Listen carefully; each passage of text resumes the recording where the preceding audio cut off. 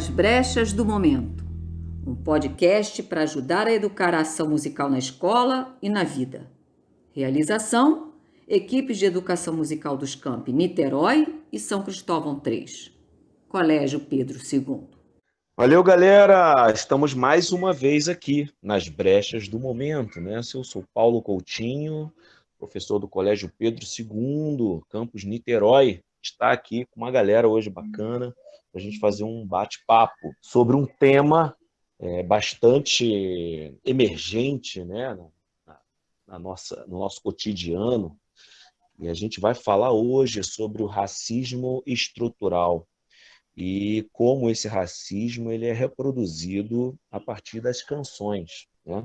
E para esse bate-papo, eu trouxe aqui Caio, né, estudante do Colégio Pedro II, campus São Cristóvão 3, Luana, também do campus São Cristóvão 3, não é, Luana? É isso? Isso aí, primeiro ano. Beleza. A estudante Esther. Esther também é do campus São Cristóvão 3, Esther? Sou sim. Show! E também eu trouxe uma minha colega professora Shirley, do campus São Cristóvão 1. Oi, pessoal. Prazer estar aqui com vocês. Maravilha, maravilha. Pessoal, como eu disse, a gente vai conversar hoje sobre o racismo estrutural. Um tema muito caro, né, e certamente inesgotável. Não pretendemos, assim, de forma alguma, esgotar qualquer questão nesse bate-papo, né, antes de tudo. Né? Obviamente, não existe uma única verdade também, a gente vai trazer, sim, nossas interpretações, mas a gente acha relevante, né, falar sobre tudo isso, como educador, como estudante, enfim, como qualquer cidadão, né? A gente não pode ficar alheio a essa temática. Bem, o racismo estrutural, ele é oriundo de um processo violento de colonização, né, no nosso Brasil. Quando nosso país foi invadido pelos europeus, o método que eles usaram para a manutenção do poder foi a exploração de terra do povo, né, que aqui já residia, né, como os indígenas. E, para isso, a escravidão da população negra vinda da África, né, foi o recurso para a construção dos seus interesses coloniais. Então, com a abolição da escravatura, né, não houve sequer nenhuma forma de atenção à camada da população negra no Brasil, gerando um processo severo de abandono dessas pessoas que se viram obrigadas a migrarem, né, para as distintas regiões do país para buscarem formas de sobrevivência. Daí, passam anos, décadas e séculos, e a sociedade vai crescendo. Essa camada da população sem direitos básicos de vida, né, ficam à margem dos direitos de acesso às mais distintas oportunidades. Então, por isso, a sociedade vai reproduzindo o racismo nos mais distintos setores, nas mais distintas instituições do nosso Brasil. Então, esse racismo ele é refletido no convívio social, nas escolas, nas universidades, nas religiões, no esporte, na cultura e também na música, não ia ser diferente, né?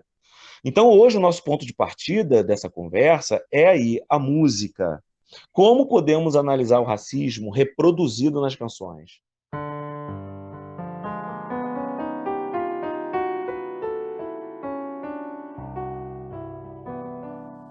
Episódio de hoje: o racismo estrutural nas canções. Eu queria chamar logo um exemplo clássico de uma canção que está no nosso cotidiano. E a gente canta certamente em muitas rodas. É uma canção infantil, Sambalelê. Sambalelê tá doente, tá com a cabeça quebrada. Sambalelê precisava de umas boas lambadas. Samba, samba, sambolelê, samba, samba, sambolala. Samba, samba, sambolelê, pisando a barra da saia. A gente canta isso na escola, em todos os lugares. Faz parte do nosso cotidiano. Luana, você já parou para pensar nessa letra?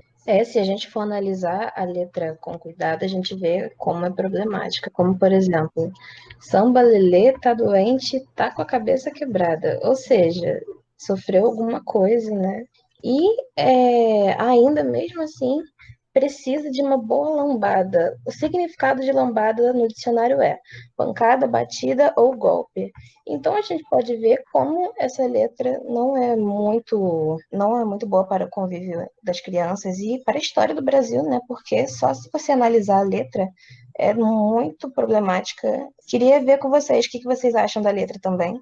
Eu vou puxar um adendo no que você falou sobre colonização. Mesmo com a reflexão que a Luana deu sobre como essa letra é problemática em relação à violência, a gente canta até hoje, a gente perpetua isso até hoje.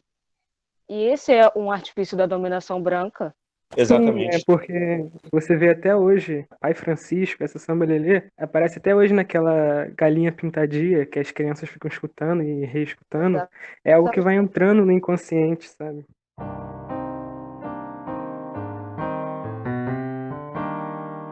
Exatamente, Caio. Como você já puxou, né? O Pai Francisco é uma outra canção também, assim, do universo infantil, né? Pai Francisco entrou na roda, tocando seu violão. E vem lá seu delegado.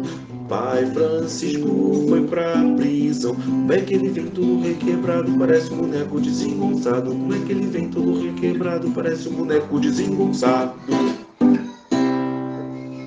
E aí, se vocês repararem no próprio clipe na Galinha Pintadinha, né? É um sujeito assim, com um chapéu de palha branco, simbolizando o sujeito do campo, né? Como se estivesse numa festa caipira, digamos assim, né? Ou seja, a narrativa na música traz um contexto que não tem nada a ver com o que é impresso no clipe, por exemplo. É uma música que, se a gente vê a história, né, do Brasil colonial, mostra que os negros não tinham direito nem de se divertir, né? Os negros, quando faziam a roda, quando o pai Francisco começa a tocar o violão, rapidamente os policiais, a guarda, né, do Império, vinha separar os negros, eles não tinham direito nem à diversão. E Pai Francisco, né, é um conhecido preto velho, que é uma entidade, né, das religiões de matrizes africanas, que representa aquele velho que é tipo um sábio que sobreviveu à senzala, sobreviveu à escravidão e tenta, com a esperança e fé, guiar os outros, falando que as coisas um dia vão ficar boas. Quando ele é preso na letra, né, diz que ele é preso e que depois ele é solto. E depois dele ser solto, ele chega todo desengonçado, como se ele tivesse levado uma surra, como se os policiais tivessem torturado ele na sua prisão. É algo bem horrível de se pensar, porque é uma coisa cantada, né, até hoje, que as crianças cantam, tem milhões de visualizações no YouTube. É algo bem triste. Pois é. É curioso que a minha interpretação sobre essa questão, como é que ele vem todo requebrado, parece um boneco desengonçado. Esse requebrado, eu interpreto isso como assim a forma da dança na roda dos ritmos africanos, né? A forma da dança, ela tem esse requebrado, essa forma de dançar tão peculiar, né, nos terreiros. Eu interpretei dessa forma. Né, mas você já trouxe à luz também de uma outra análise. Né? No início do século XX, por exemplo, assim como os instrumentos de percussão, o violão ele era um instrumento marginalizado. O sujeito que tocava violão, né, ele era proibido, efetivamente proibido de tocar instrumento. Né? Na escola de música da FRJ, o bacharel de violão só se tornou curso na década de 80, para vocês terem essa ideia, né? E é engraçado, né? O curso de violão só ter entrado na UFRJ na década de 80, que é depois do processo da Bossa Nova, né? Que muita gente de frentes pretas dizem que a Bossa Nova é um processo de embranquecimento do samba, né? Que pegaram a Bossa Nova e tipo, comercializaram ela para outros países com uma forma mais branca, colocando Tom Jobim, colocando teoria musical que não era aquele real samba que foi feito pelas rodas de samba na periferia, etc. A gente também vai falar um pouquinho mais sobre essa questão do embranquecimento, mas antes disso, eu queria trazer uma outra canção, que é uma marchinha de carnaval. Enfim, eu adoro carnaval, né? E eu cantei muito essa música, né? Essa música todos os anos canta muito, muito. O teu cabelo não nega pega mulata, porque és mulata na cor. Mas como a cor não pega mulata, mulata eu quero o seu amor. Então, Shirley, você, mulher negra, professora, sabe muito bem o que é ser a mulher da cor, né? O que te traz essa letra, Shirley? Paulo, tantas reflexões a partir dessa letra aí, né? São tantas questões que são levantadas, a gente obviamente não vai conseguir nem discutir tudo agora, mas como você bem falou, mais do que pensar sobre, a gente sente, né? A música começa, o teu cabelo não nega mulata. Primeiro, não, uma grande questão aí já é levantada quando a gente usa o termo mulata. Atualmente existem várias discussões sobre a origem do termo, sabe-se que é um termo realmente racista, mas para além do termo, né, mulata, a gente tem aí o teu cabelo não nega. Teu cabelo não nega, então existe a necessidade de negar alguma coisa, né? Existe o desejo de negar alguma coisa. E é bem por aí, né, que eu quero pensar com vocês aqui. A necessidade de negar essa negritude, né? E quando a necessidade de negar, ela não parte, o que é ainda mais grave para mim, ela não parte do outro, né? Parte da própria pessoa preta, né?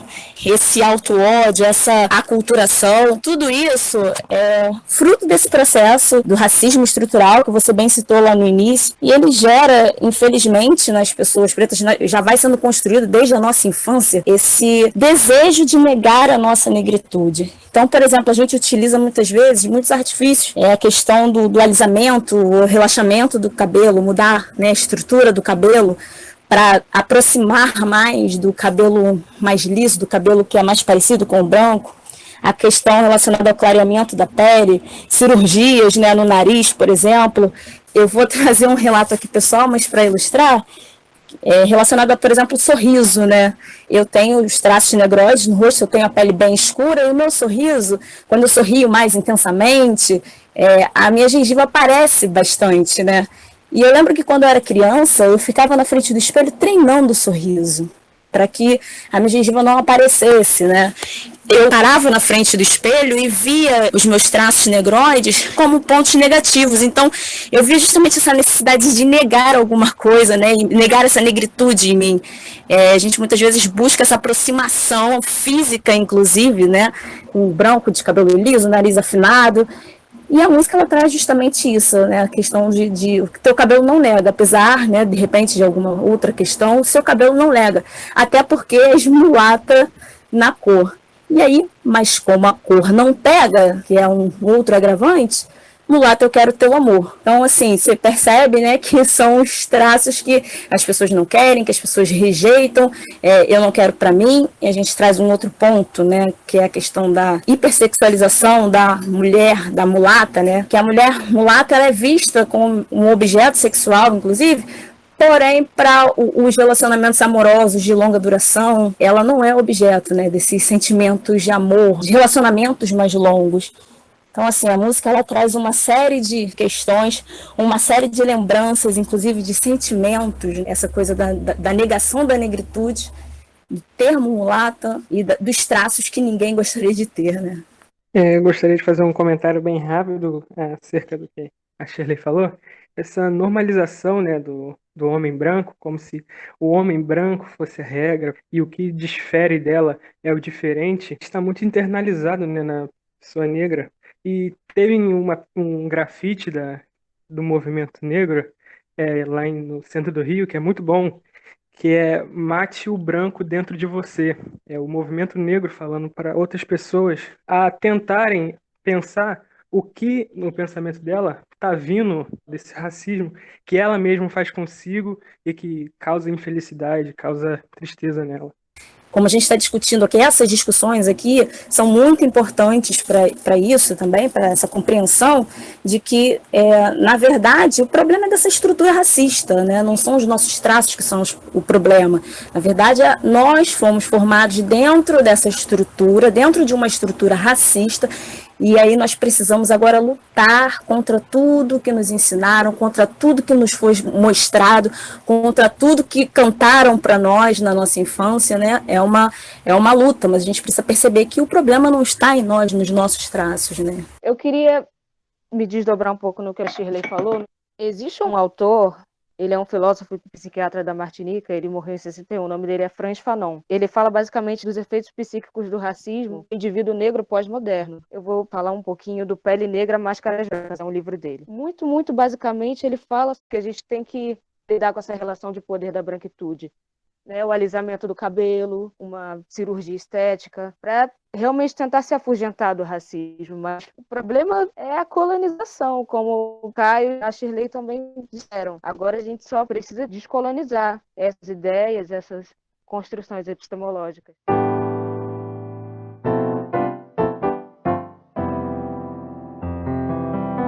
Dentro das escolas, quando o racismo ele é reproduzido, né, sobretudo nos anos iniciais, né, com as crianças, é impressionante como, assim, muitas vezes a vítima do racismo, ela não sabe que está sendo violentada. E muitas vezes essa criança que está violentando não tem consciência disso também, nesse sentido, né? Por isso que eu vejo como é importante, né, o papel da escola nesse movimento antirracista, né?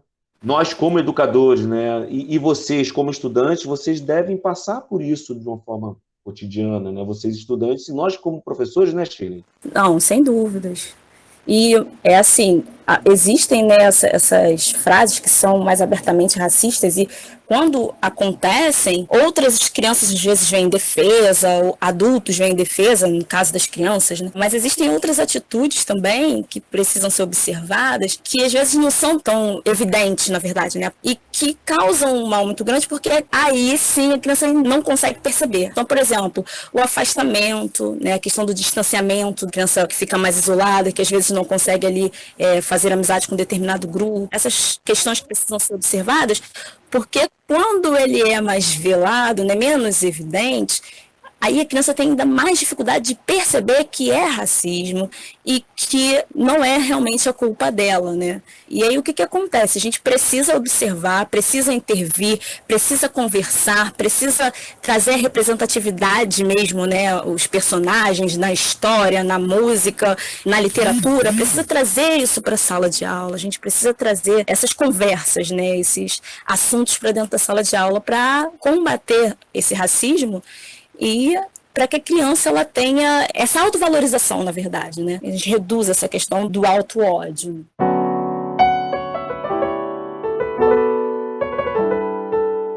Tem uma outra canção aqui, gente, Feitiço da Vila, Noel Rosa.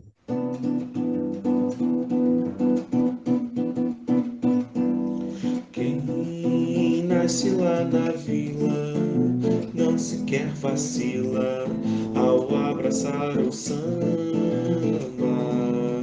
que faz dançar os galhos do arvoredo, faz a lua nascer mais cedo.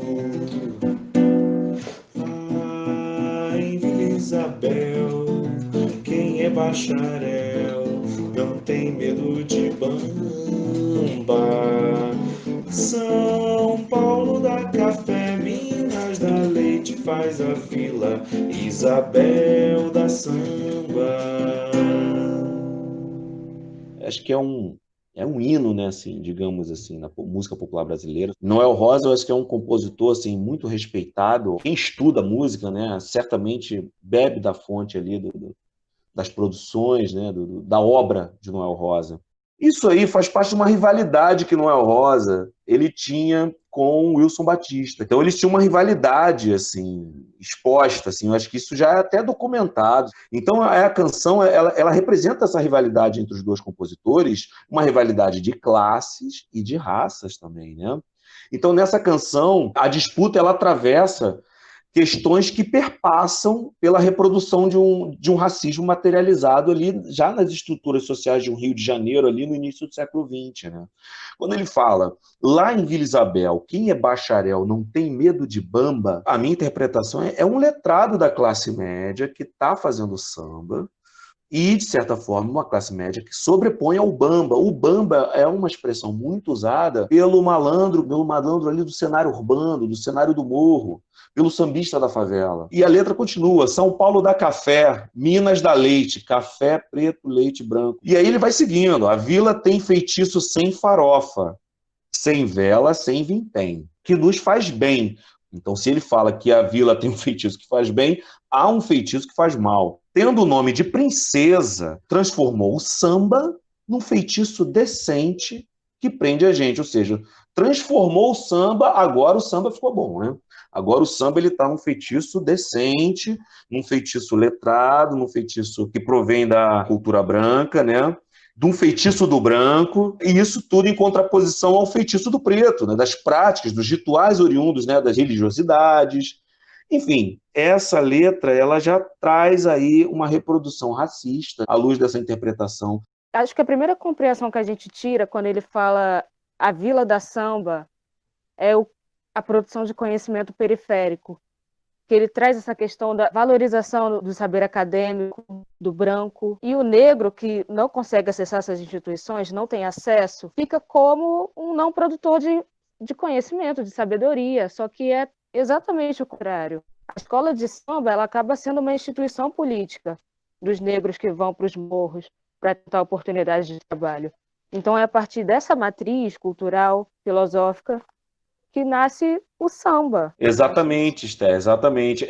É aquilo que o Caio se referiu, né, logo no início do nosso bate-papo. É um processo de embranquecimento do samba, né? Do letramento em detrimento da oralidade. Isso envolve também questões de classe. E quando a gente fala, né, do embranquecimento do samba, se a gente for em outros lugares, fora do Brasil, por exemplo, os estilos musicais mais como jazz, o rock, eles começaram ali nas periferias, pelas pessoas negras. O jazz, ele passou pelo seu embranquecimento. O que dizer de Elvis Presley no rock and roll? Enfim, eu estou trazendo aqui, óbvio que a gente não tem como a gente entrar nesse debate. Como eu falei no início, é inesgotável, mas antes de Elvis já existia muito rock and roll acontecendo por pessoas negras, né? Buddy Guy, por exemplo, era um grande negro assim que já fazia muita coisa. Antes disso tudo, o blues já vinha com toda a comunidade negra ali já fazendo muita coisa, com a hibridização com o jazz e tudo mais. Então, o que falar da soul music, né? O que falar da soul music norte-americana, né? Do funk music americano e tudo mais. Esse processo de embranquecimento, ele é não só do Brasil, né? Ele é uma questão, talvez, sobretudo, muito evidente nas regiões que passaram por processo de colonização, né? E a gente sofre isso nesse sentido, né? Quando eu falo sofrer, é nesse sentido de ter ali as bases culturais meio que tolhidas, né, digamos assim, por um processo de transformação de uma série de interesses, né, que envolve questões de mídia, interesses de indústrias do mercado, de uma globalização feroz, né, que vem tomando conta, né, do contemporâneo nosso.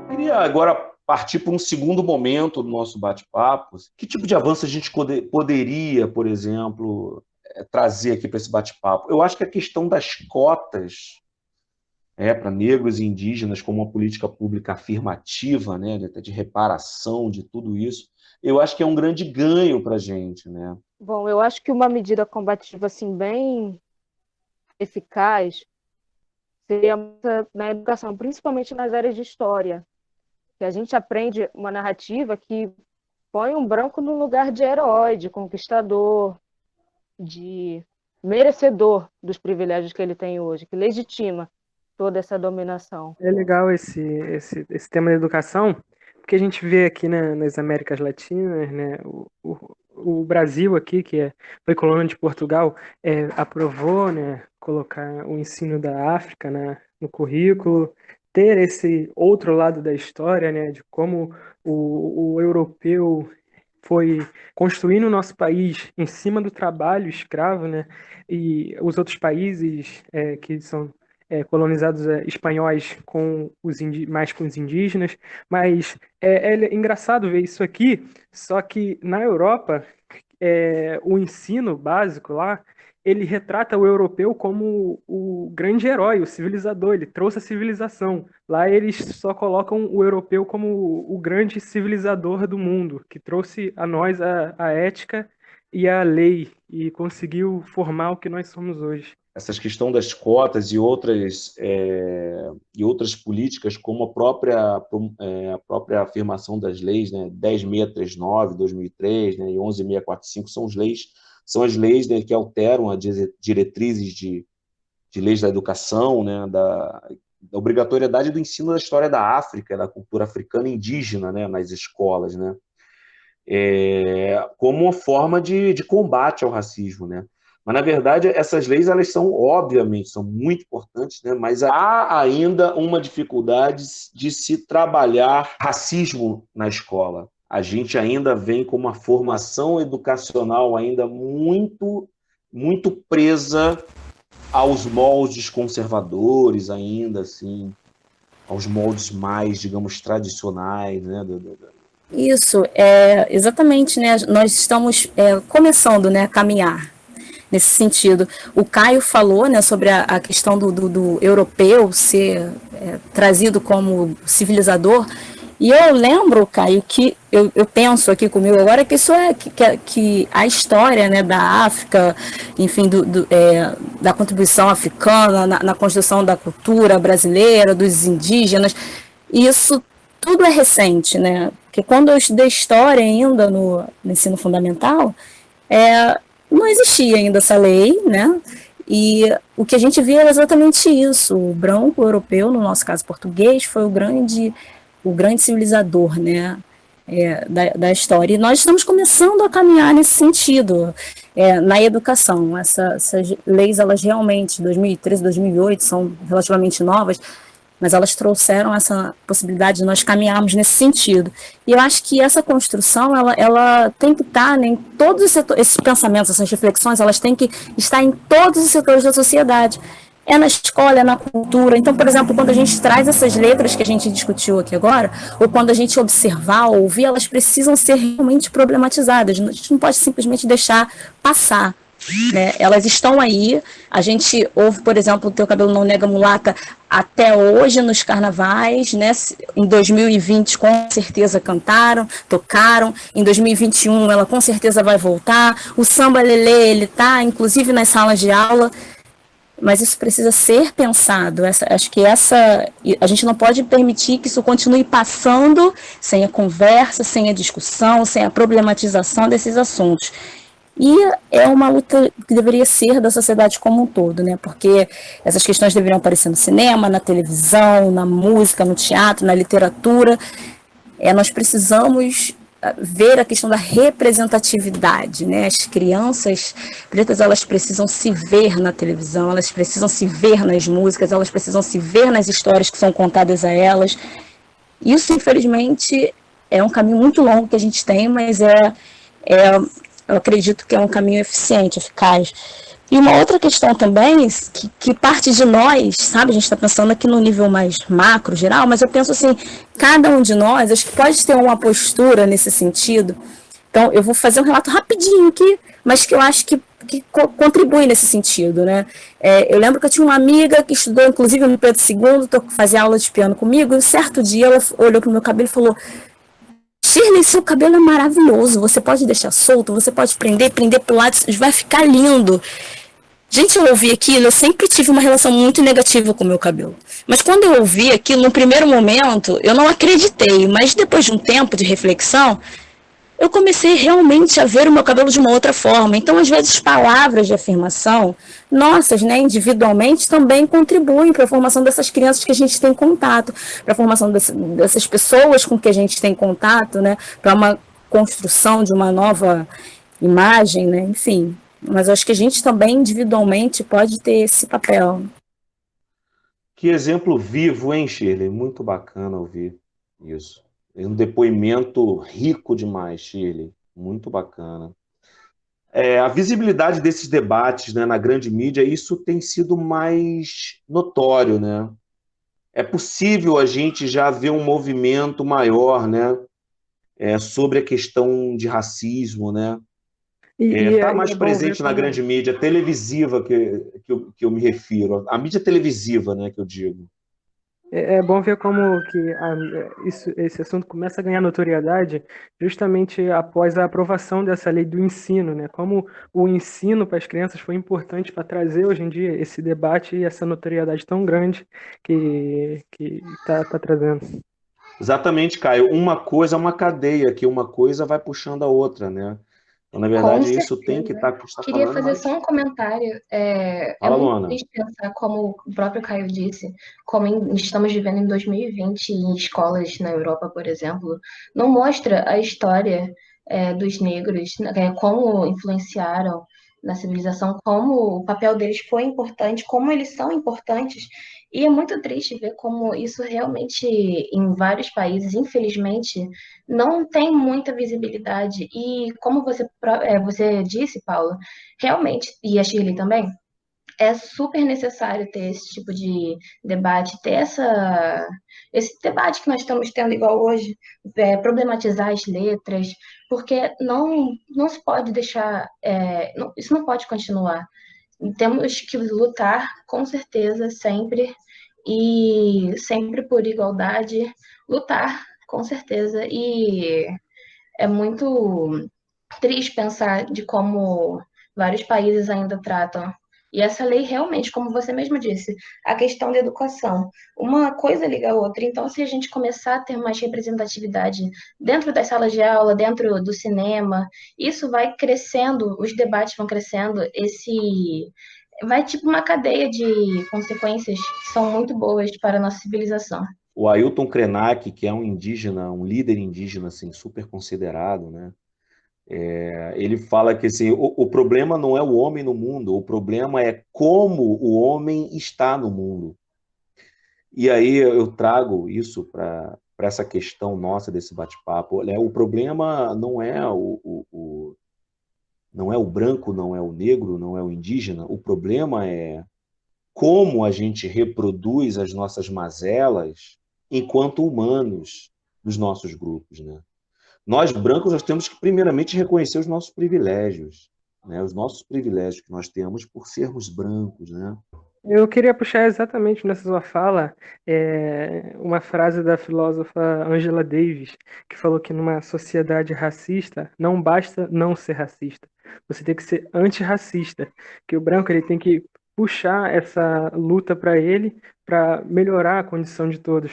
E mencionar um caso, né, que foi falado para mim, para Esther, pelo professor de sociologia, né, nosso Vinícius Maio, que é muito emblemático e me tocou muito, e até hoje eu lembro que foi nos jogos de direito de uma faculdade, eu não lembro o nome, então não vou falar, porque eu não quero trazer intriga,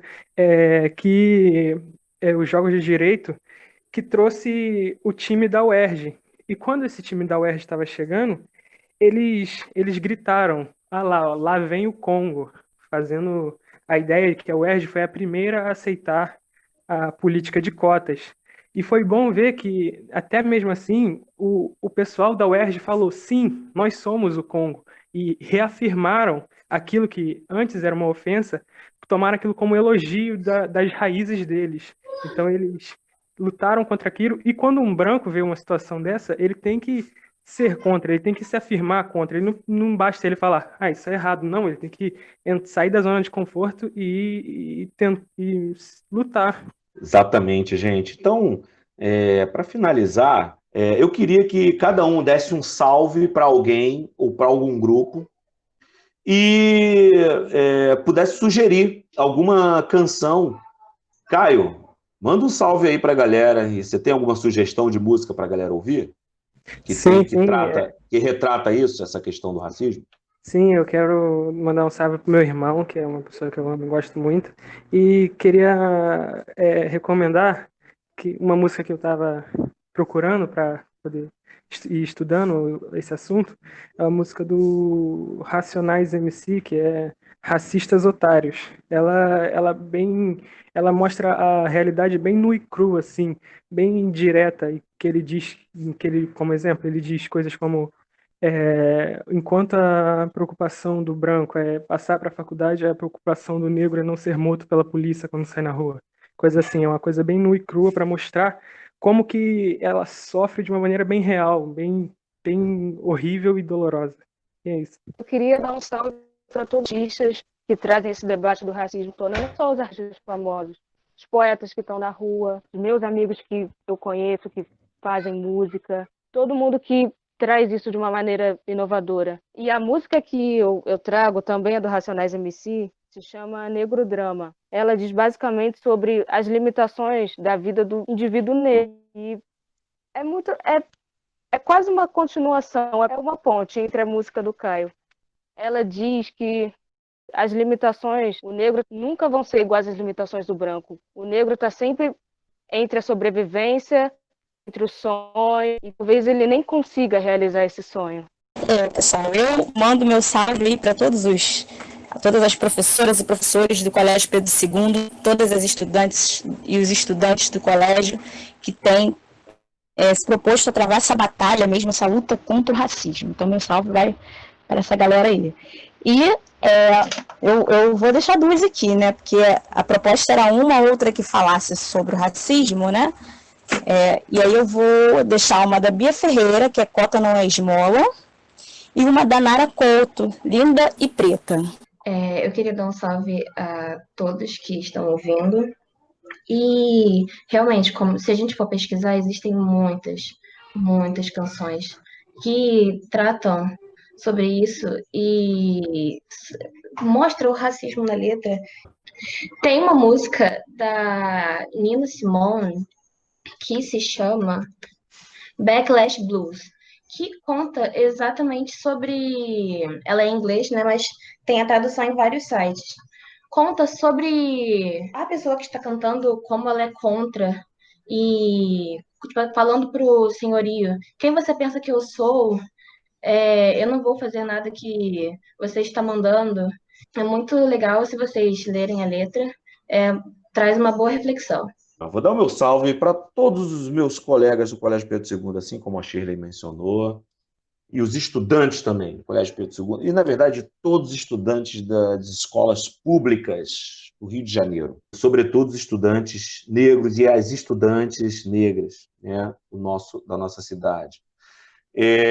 A minha sugestão de música é a música Identidade, do Jorge Aragão. É um grande samba que vem num discurso de combate, né, ao racismo. Isso para a gente perceber que, ao mesmo tempo que a gente trouxe músicas que reproduzem o racismo, há músicas também, obviamente, que vão nessa contramão, que vão no sentido de denunciar e combater esse racismo, né? Então, para quem quiser mandar aí sugestões de canções de cunho racista, canções de combate ao racismo e de combate também ao machismo, de combate a questões de luta de classes e tudo mais, mande um e-mail para nasbrechasdomomento@gmail.com. De novo, nasbrechasdomomento@gmail.com. E aí os e-mails, as sugestões assim, que a gente considerar mais relevantes, mais interessantes assim, para o grupo, assim, a gente faz questão de mandar